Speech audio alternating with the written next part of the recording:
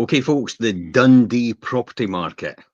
Let's talk about this for 2024. What's going to happen in 2025? QVT.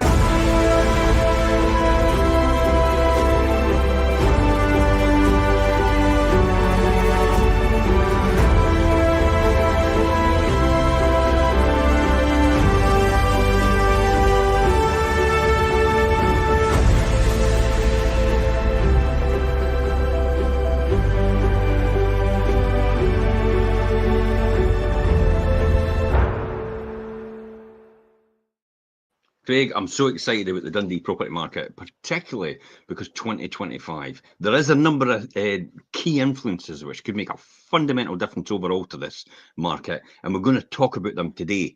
So let's kick off and talk about that. So the Dundee property market 2024, the analysis of last year's property market and what will happen in 2025. I'd be interested to hear anybody's comments about what's going to happen to the Dundee property market in 2025. You can stick it in there. We'll see it live, and we'll give you a shout out more than likely on the show as well, just to prove it's live. By the way, there's a lot of people that's like, "Is this really live?" Yes, it's live.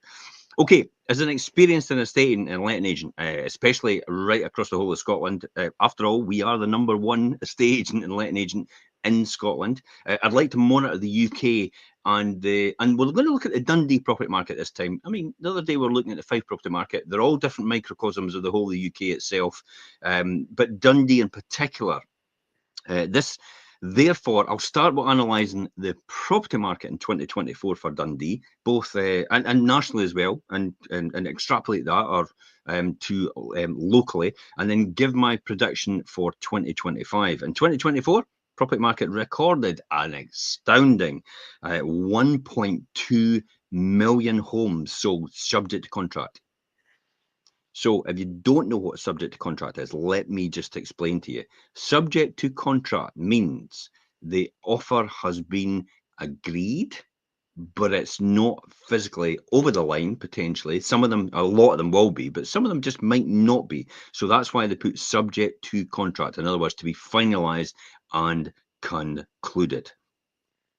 Now, this figure represents a significant increase in 2023, where only 1 million were actually sold and subject to contract as well. So that, Craig, how does that come out in percentage-wise? What does that represent then?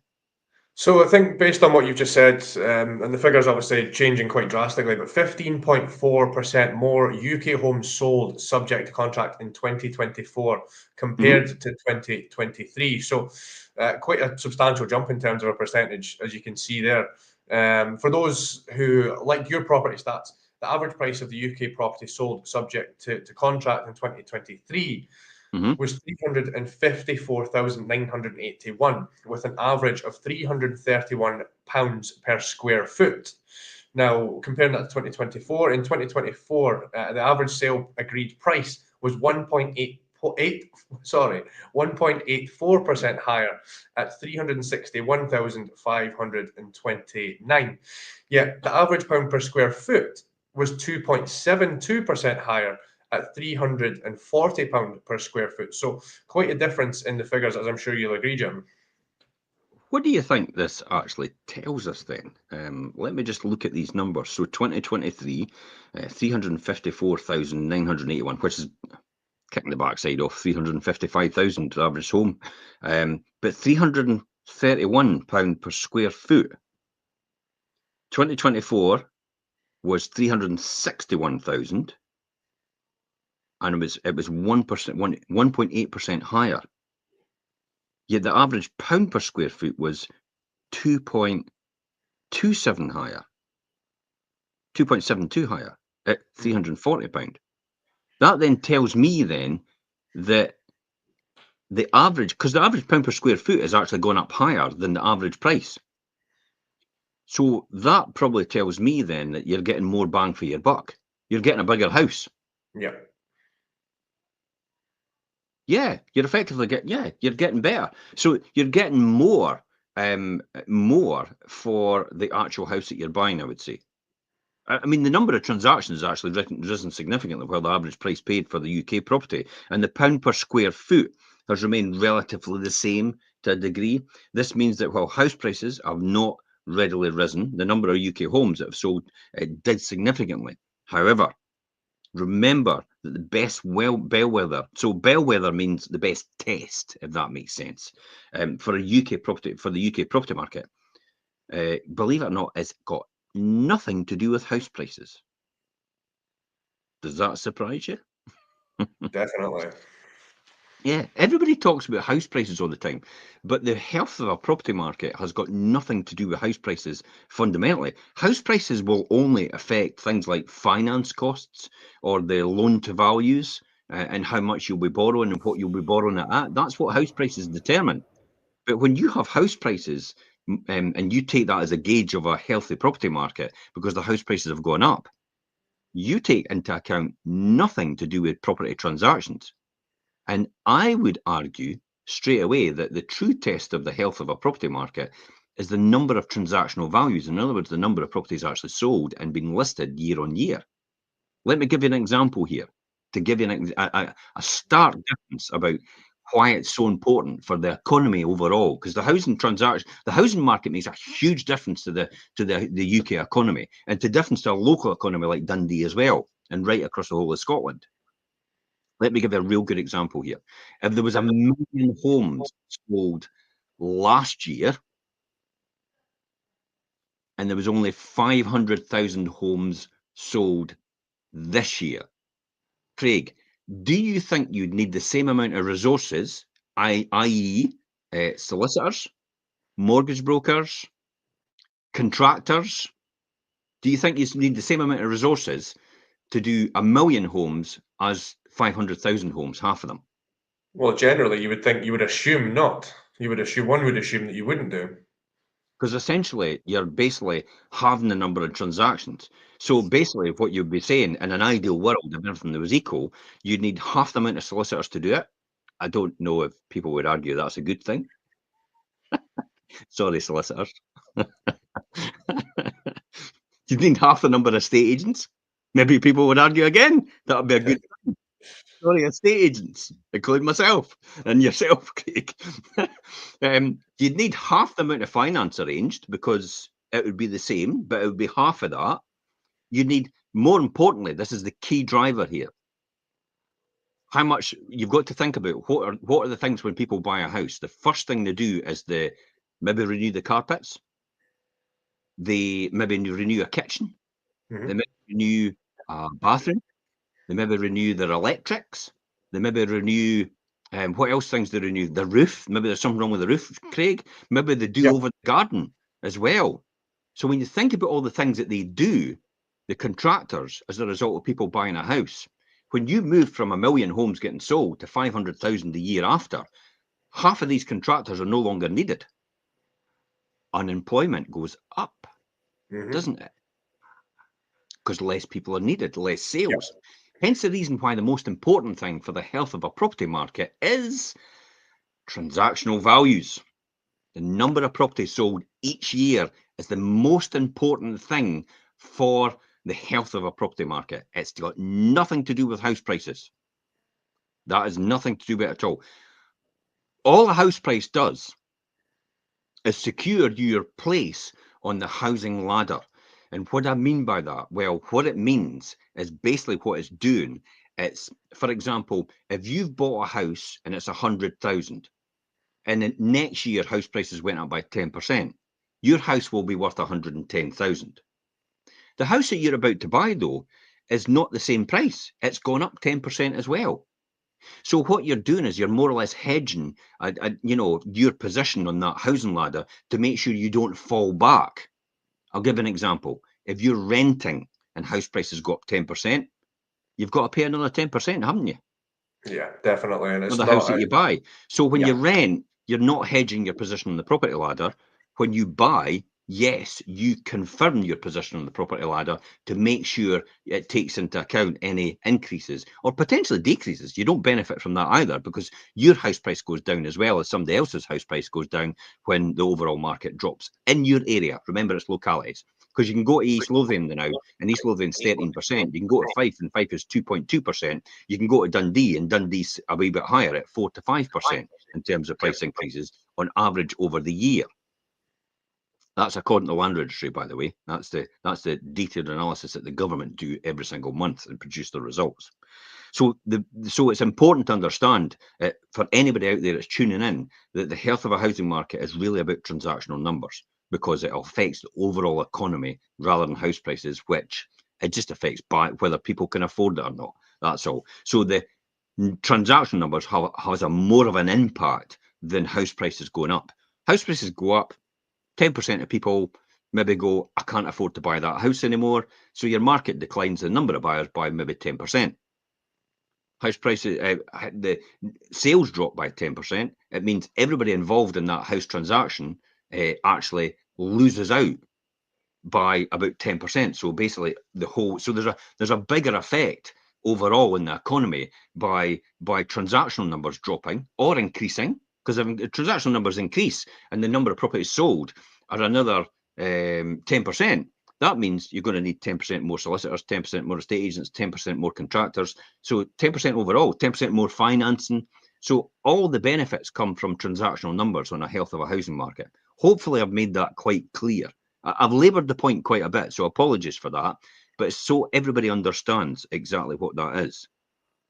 So number of transactions risen significantly over the last year, especially in Dundee and across the UK as well. But what we need to remember as well is the change in the property market demands a deeper analysis to understand the underlying factors and what they might mean for local markets, such as Dundee. So let's talk about Dundee. Craig, what are the key drivers that will drive a UK property market surge and also a Dundee market surge? Yeah, so there is a few, and I think a great analysis or a great explanation for viewers in terms of what that really means to the property market overall. So there are several factors that have contributed to the positive momentum that we're currently seeing. One of which being falling mortgage rates, which have been an issue for the last few years. So lower interest rates have made borrowing more accessible, encouraging buyers who may have previously hesitated due to affordability concerns. What's that monthly payment going to look like? What's that going to look like over the total term of the mortgage that you're agreeing to? So falling mortgage rates really influencing or certainly providing positive or assisting that positive momentum that we're currently seeing.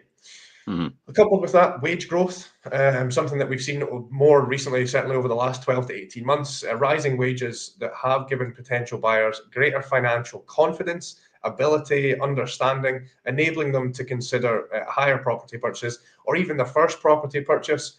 People that are trying to get onto the property ladder that haven't been able to post-COVID, etc.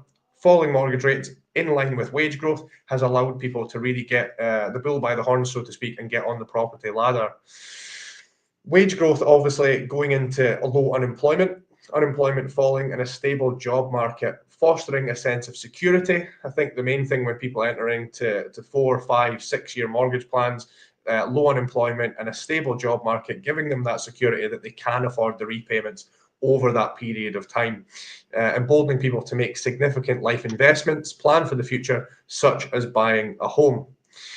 As well as all that, changing preferences, post-pandemic shifts in how and where people want to live, changing areas, as you said, differences in house, 2% in Fife, 4 or 5% in Dundee, and really giving people a bit of a post-pandemic shift into where they want to live, continuing to play a role. So with buyers seeking properties that align with their evolving lifestyle, we're seeing more and more people come to the property market and giving us the momentum that we've seen.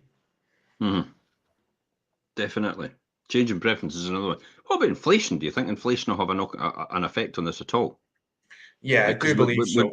Yeah, I think inflation's a key driver, as whether, because if you're taking demand out of the economy, if prices go up or if interest rates go up, for example, how do you think? I mean, there's been recent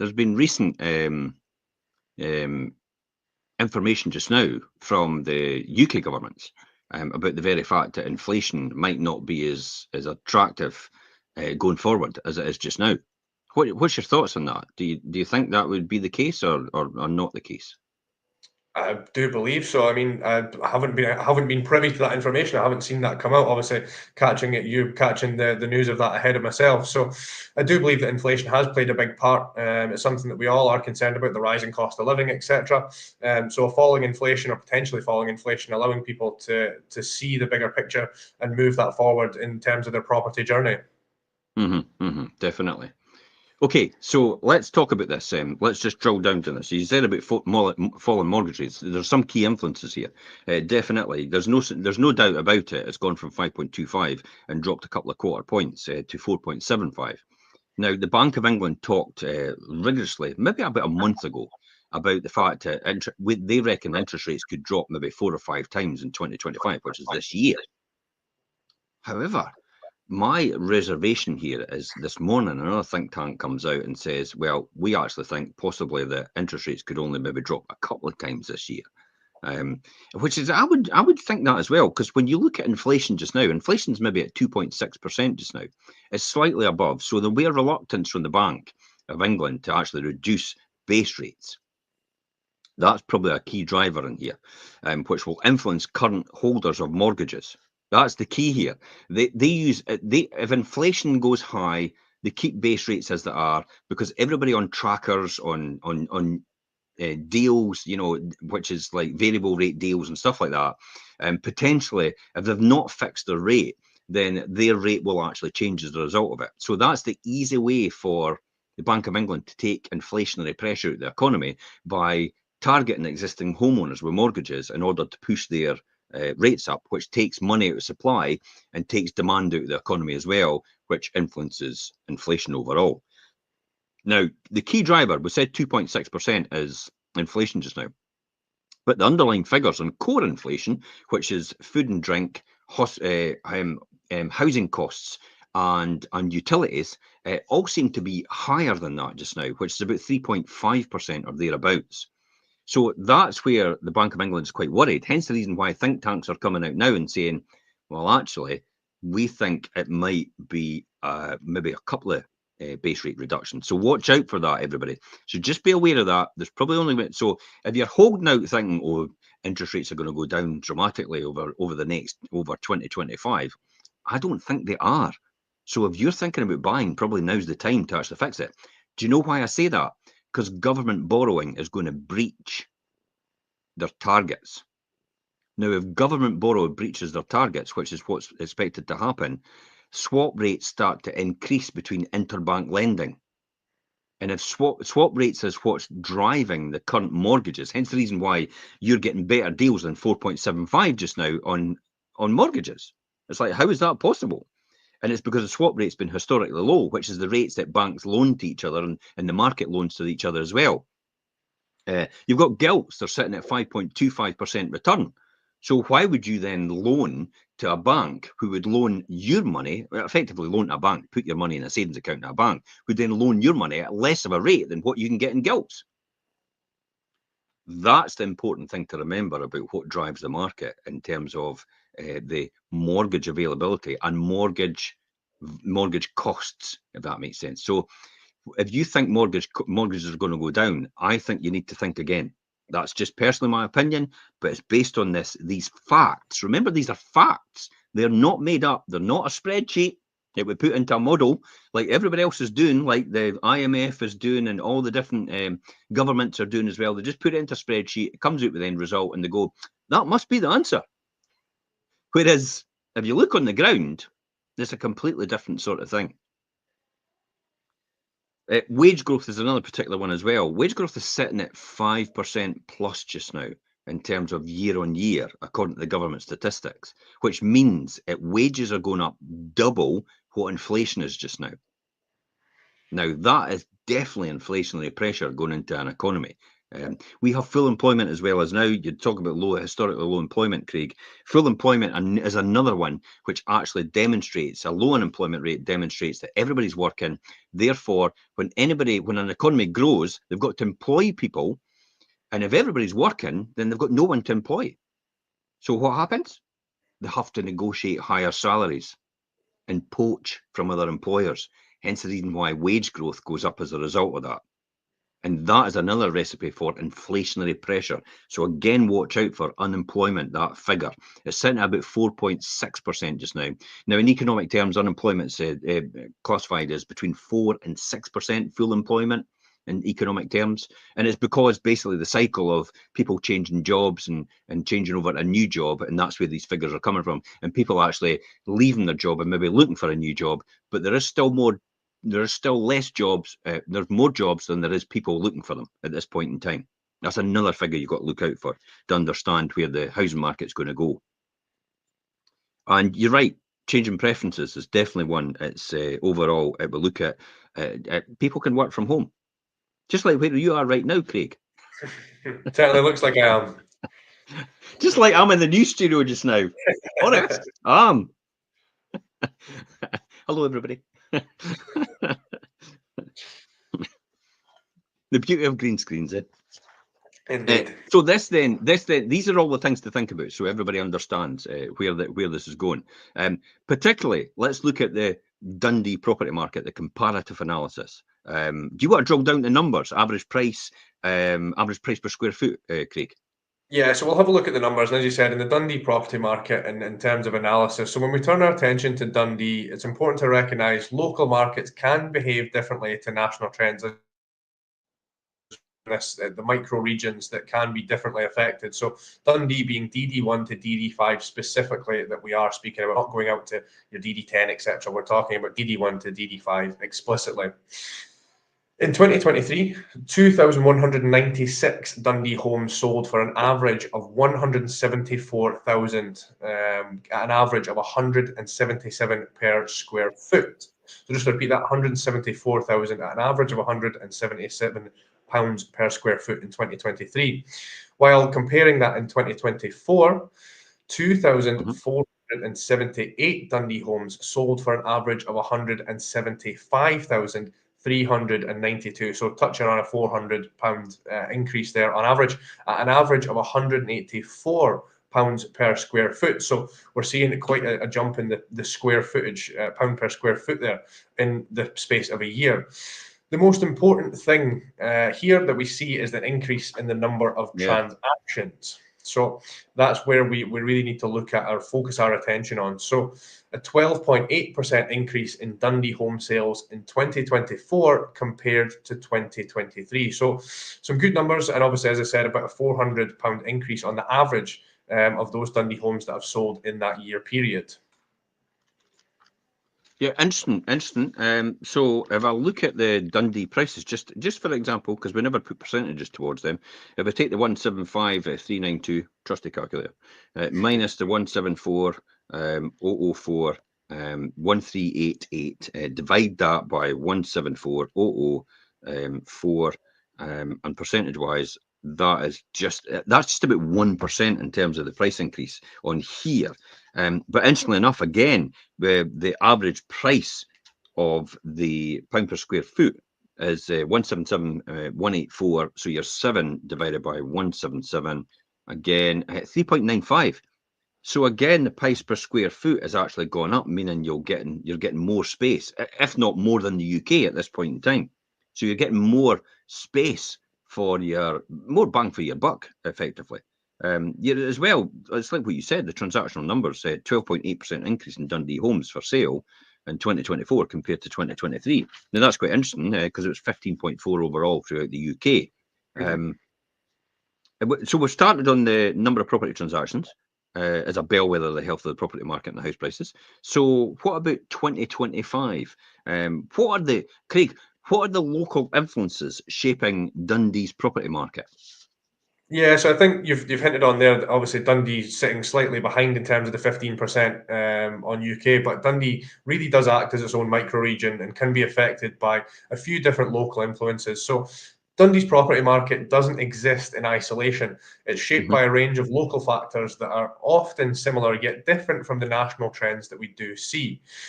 changes in employment levels, ongoing infrastructure development, some huge projects going on in Dundee alone, and shifts in the local demographic profile can all impact it. And I think I've touched on in some previous videos in terms of the Eden project in Dundee. We've had the V&A of late and some massive infrastructure developments, the new train station being one of them in more recent times. So these are all influences that are shaping the property market and how it's impacting Dundee as a whole. Mm-hmm. Regional policies can potentially also influence the market activity. Understanding these nuances is essential, though, for property owners and landlords who want to make strategic decisions on whether their money is best placed in Dundee alone. So I would say when we're looking ahead then to 2025, the UK property market is actually showing continuous promise. Yet a one size fits all approach won't really work in Dundee, will it? No, definitely not. National patterns, for example, interact uniquely with local circumstances, meaning it's vital to focus on the ground, on what's happening on the ground right here in the Dundee area. Local market knowledge is probably the key advantage here, and Dundee homeowners planning to sell or local landlords to manage their portfolios. Evaluating your property's position within the Dundee market could make all the difference in navigating opportunities or mitigating challenges in the year ahead. While 2024 was strong, it's critical to go beyond the headlines, and local insights often reveal opportunities that broad trends actually really don't capture overall. So, of the 2,484 homes that left Dundee's estate agents' books in 2024 for the DD1 to DD5 area, 2,063 of these homes were owner sold and moved, in other words, about 83%, while the remaining 421 homes, 17%, were withdrawn or unsold. That's quite an interesting statistic, withdrawn and unsold. Now, what do I mean by that? It's like people have maybe decided to rent them. They've just changed their mind and they're no longer moving. It's typically a 1 in 10 that usually do that. So it's quite surprising it would see a wee increase there. Do you think that is maybe to do with affordability for the next place that somebody's going to, Craig? Definitely. I think that something I was going to touch on is, of those homes, as you mentioned earlier, bang for your buck in Dundee, and potentially people looking to sell based on the property they're looking to move to. Then changes in circumstances, changes in policy, making it not affordable, potentially the chain, so the property you're looking to purchase, if that seller is looking to purchase a property further on or in a different area, or looking to upscale and isn't able to due to affordability issues, that is just coming down the chain in the Dundee market and causing people to withdraw their property from the market, or, as you said, potentially rent them. Yeah. It's quite interesting because the average salary is around about 30,000 or above that, just above that, in Scotland itself, right across the whole of Scotland. So when you look at that and you look at the affordability for Dundee, for example, if you've got 175,000 as the average price in Dundee, then it's still extremely affordable. It's still, and I know it sounds daft, it's 6 times salary. But 6 times salary is the benchmark, exactly where you know a housing market is still healthy. If you go beyond 6 times salary in the area, then you know the housing market's a bit overheated in terms of price. If you go below that amount in the area, then you know straight away, if, for example, if it's 5 times salary, there's probably another increase to happen there, another 30,000 in terms of the price improvement or growth to go to that area on average, by the way. That's not just a single property. In other words, if you've got 6 times salary, for example, if you've got 5 times salary, so it's 150,000, and then 6 times salary is over the 180,000, you know the 30,000 is an average price, so there's a 30,000 growth. Now, this is one of the things I noticed, because I used this benchmark back in probably 2019, before the pandemic and all the rest of it, when I looked at the East Neuk in particular in the Fife area, and I looked at the East Neuk, I thought, God, when you look at the average salary to the average price, it was actually historically quite low in comparison. And I did actually say at that time, it's like, if that's the case, this is due for an increase over a period of time.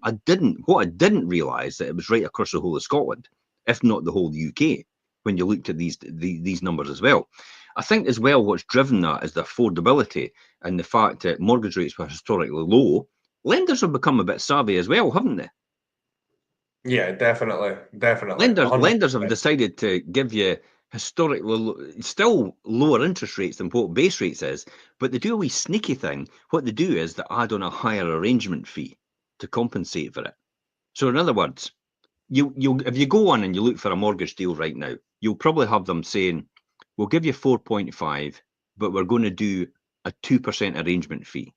Okay, so essentially, if it's over 2 years, for example, 2% arrangement fee, 4.5, you're basically paying another 1% each year because you've got 2% of your arrangement fee over the 2-year period.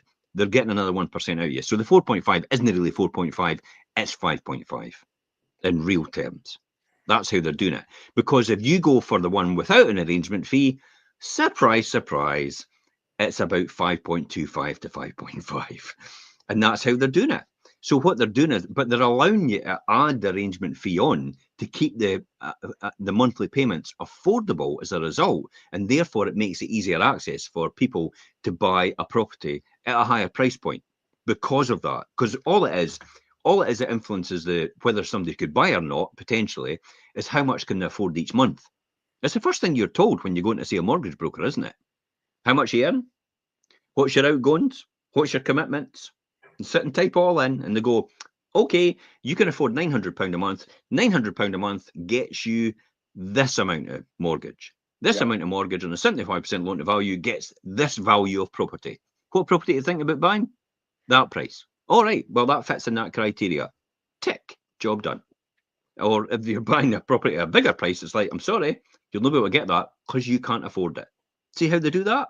So the more you have every month to play with, and the lower the interest rate is, the easier it is to get a higher price property from the bank, to get the bank funding for it. So that's the whole reason behind why they're putting higher arrangement fees on at the start, because you don't need to pay that up front. You can add it towards the loan at the end. Okay. Sneaky, isn't it? Yeah, and I think, as you said, it all comes down to the magic number. I think that's for both anyone looking to buy a property when they go in to see their mortgage advisor. It's all about that magic number and what that affordability is going to be every month. Yeah. There's another wee trick as well. If you fix your rate, that gives you a bit more tolerance because they fix it. Therefore, there's no stress testing anymore because it's fixed. They don't stress test if you fix because they know you're for the next 5 years. You're good. It's that money. So Yeah. a lot of them don't stress test for that reason. They don't say we'll have to add on another 4% in case interest rates go up like they did because of the credit crunch. The other one as well is another one is mortgage lenders will sometimes increase your term to pay the mortgage, therefore decreasing the monthly mortgage amount you're needing to pay. Again, making it affordable so you can get a higher value property. So rather than have 25-year mortgage, you can have a 35-year one. They've even talked about 100-year lifetime mortgages. That's mental. We're going to be here forever, apparently. To be honest, Craig, if you're thinking about a 100-year lifetime mortgage, you'd be better off renting. Honestly, because the reason for that is because you've got a 100-year mortgage, you're committed to doing that all the time, but your mortgage essentially is the lowest value the lowest value you'll ever pay towards a property, because you've got your mortgage and then you've got your commitments to your repairs and improvements and everything else that comes with it. If you're renting, it's the highest price you'll ever pay for a property is the rental value, because you're not committed to paying anything for the repairs and improvements over the years. It's the landlord. So sometimes you've got to think objectively and actually come to the conclusion, actually, at this point in time, I'm maybe better renting. I'll tell you another one, and you're better renting than actually buying, potentially. I know it's an estate agent show, but it's also a landlord show. It's also a tenant show. It's also a buyer show. But there's another one that you should consider. If you're only in a property for the short term, in other words, maybe 1 to 2 years, the cost of entry to buy that property and then the cost of exit to sell that property later on is maybe so prohibitive, you've been as well renting. In other words, if it costs you X amount to put down as a deposit, you've obviously got that return on the deposit you can get elsewhere in a bank or an investment fund. So you've got to consider that you're losing out on as a result of that. And then you've also got your legal fees. You've got everything else that comes with it, your arrangement fees potentially with a bank. A bank might say, well, a couple of years, you're getting a mortgage, it's maybe £3,000. So you've got £3,000. You've got the opportunity cost of your deposit you could make elsewhere.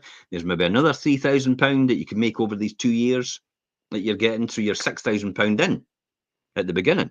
And then when you go to sell, you've got estate agent's fees, and then you've got redemption fees potentially as well. Might be. If you end up getting 5 years and you leave after 2, you got a redemption fee, could be another £6,000. By the way, that's your rent for the next 2 years. Yeah, easy.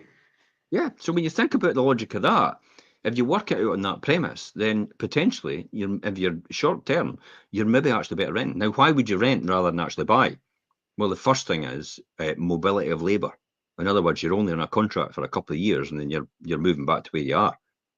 Universities are classic for that when they have postgrads coming in to teach. So that sometimes happen as well, especially in St Andrews area, and it potentially probably happen in the Dundee area as well. So they're only there for a short period of time and then they go again, so they're better renting than actually buying. You could actually buy with the premise that eventually when you move, you could end up renting it and you could use it as an investment vehicle for yourself. However, just be aware of this. If you buy it in your own name and then you move and keep it to buy another property, you'll be liable for additional dwelling supplement on your next property you buy, even though it's your own house. So you'll have to pay 8% more. If you had it in a limited company, doesn't apply. So The just be dreaded aware of that. ADS. Anybody that's out there that's Dreaded thinking about ADS this increase. strategy, yeah. Anybody that's out there that's thinking about that strategy, if you keep a hold of the existing property you're in as your residence and move to another residence, if you go to rent that or you just keep a hold of it, it's classified as a second home, your next purchase, therefore you'll pay 8% ADS, additional dwelling supplement, as well as any stamp duty over and above that. Mm-hmm. And ADS is money in the fire, as far as I'm concerned, unless you're doing an investment strategy. Okay, so let's then go on to talk about the key selling your home in the Dundee at realistic pricing. Why is realistic pricing is the most important detail at this point in time in this kind of market we've got now? So I think given the statistics that we've spoken about in today's show, over 3/4 of the properties listed for sale in Dundee actually go on to sell. So only 3/4, as we've discussed the numbers, go on to sell and conclude. So this highlights an essential truth about the Dundee property market. Pricing your home realistically is the single most crucial factor in securing a successful sale. Straight from the bat, be realistic about your price setting. Many estate agents are tempted to overprice properties. We can get you X amount for your property and overprice it to win your business. But be realistic from the outset and understand yourself before you speak to an agent what your property is potentially worth. But this approach can significantly hinder your chances of selling due to overinflated prices, especially in a competitive market, as we've discussed, like Dundee.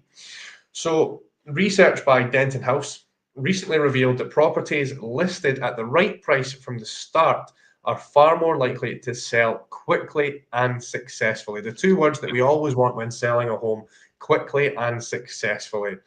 For example, homes that sell within the first 25 days of being listed have 94% likelihood of reaching completion. So to say that again, first 25 days seems quick of being listed have a 94% chance of or likelihood of reaching completion and ensuring the homeowner successfully moves. However, on the flip side of that, if a property lingers on the market for over 100 days, if the homeowner does not agree on a sale, the chances of that sale going on to exchange and complete, i.e. the homeowner moving, plummet dramatically to 56%. So a huge decrease that you can see over that time. So the drivers out of this, why it plummets so much, is because I think personally, a lot of estate agents, after it reaches 100 days, then just basically try to look for somebody that's got a pulse to buy it, and they tend to. I'll be honest. It's like I'm obviously it's my own industry. We're involved in it as well, but sometimes that actually happens. They get panicky because the seller puts so much pressure on them, and therefore the things that they did in the beginning, like the qualification of the buyer in the very beginning, suffer as a result of that. So they tend to just go, well, let's just see what happens, because they're desperate now. Maybe the person's got a house to sell, and in the beginning they would go, no, you've got a house to sell. We're waiting for somebody to come along that's maybe potentially in a position to proceed. But because 100 days passes, it's like, oh, well, we'll really consider somebody's got a house to sell now. Hence the reason why they use the somebody a house could sell. They don't sell their house, therefore that sale falls through. That adds to the statistics.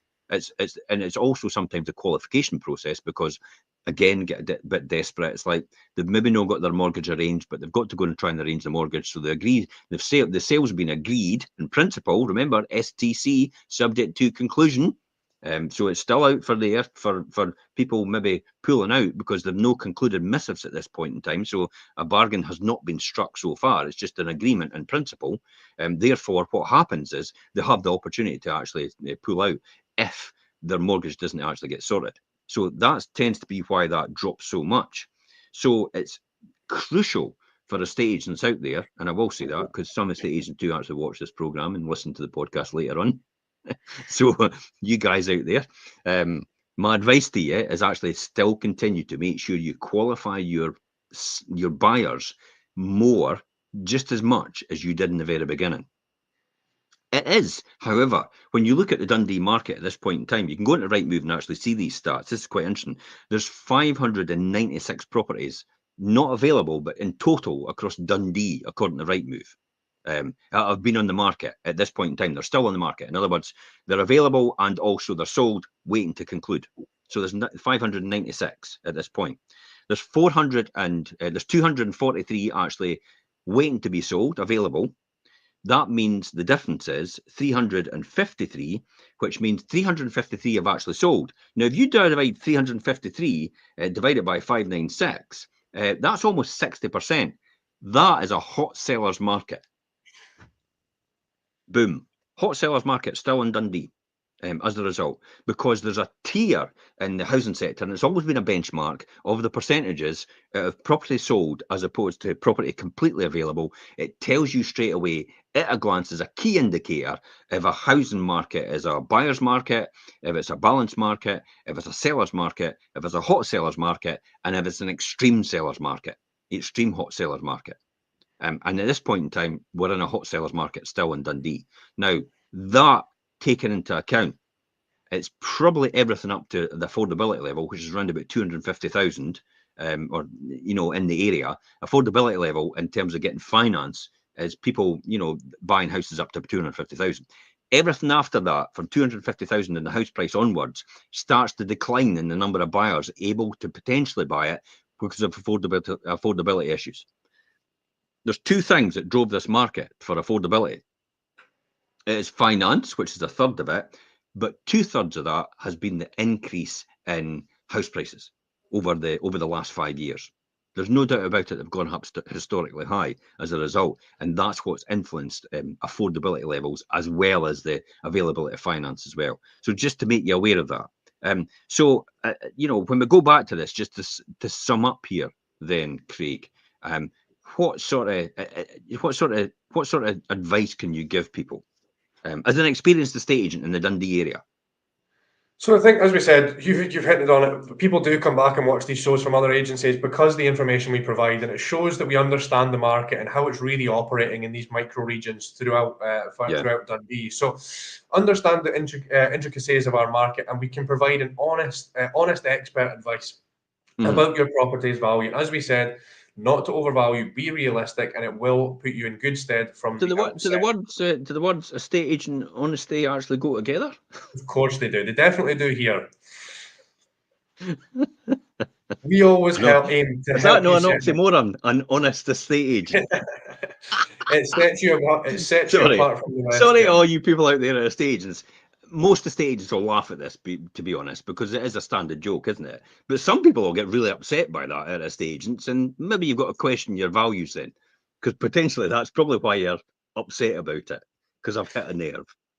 I think we do, there are the ones that stand out from the crowd, shall we say. So we always aim to help you set a realistic asking price that maximizes your chances of selling whilst achieving a fair and competitive market value in your region or in the Dundee region.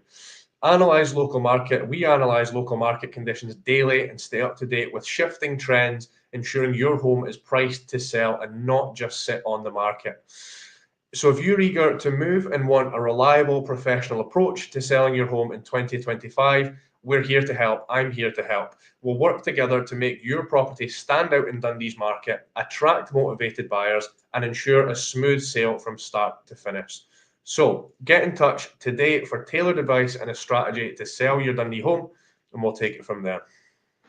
Perfect. I couldn't have said that better myself. Brilliant. Thank you again. Okay. Let me just say as well, and just to add to what you've said there, I think it's the most important thing. If you are a seller right now, when you get an estate agent in front of you, the most important thing I can give you advice is when they come up with a valuation, ask for clear evidence about where that valuation came from. Not what's your opinion. It's like where is the information that you got to get that figure? Because I'll give you an example of that, just so you understand it for anybody tuning in.